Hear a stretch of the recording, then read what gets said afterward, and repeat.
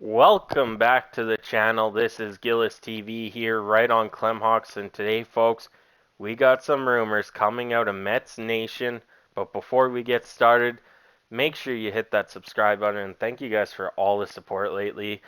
We surpassed our goal of 3,800. Now we're going to 4,000. Like I said, thank you guys for all your support.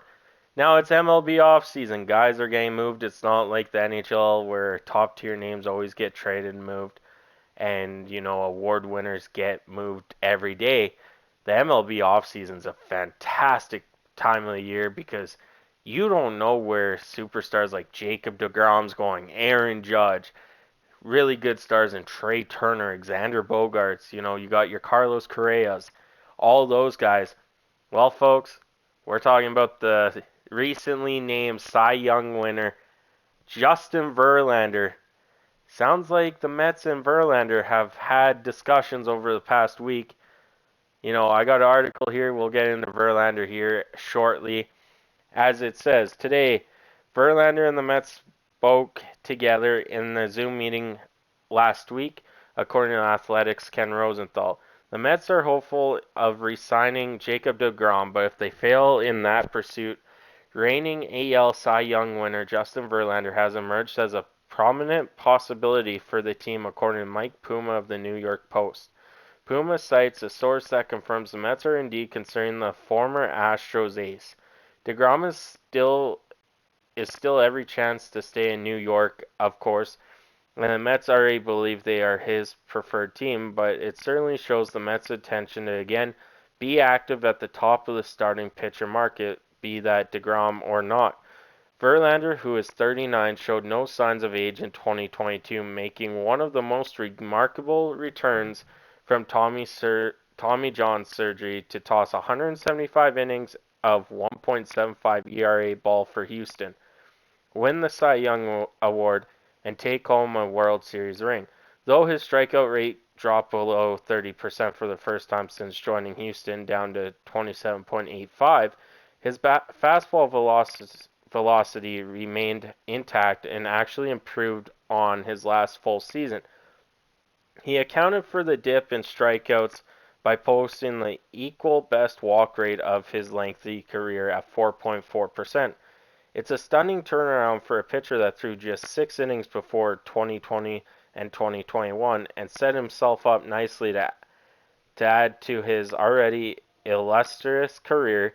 He's already got 3 Cy Young Awards, 1 MVP, 2 World Series titles, and now 56 wins away from the 300 win milestone. That last one may seem like a stretch, but Verlander has averaged 18.33 wins a season over his last 3 full seasons, so it's certainly not out of the question if he bags a 3-year deal. It's likely Verlander will seek deals from teams that give him the best chance to win.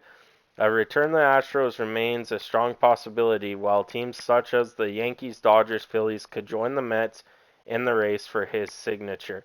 It speaks to the quality of Verlander's output, even as he's aged, that MLB TR recently predicted he takes home a 3-year, $120 million deal, even though he'll turn 40 in February.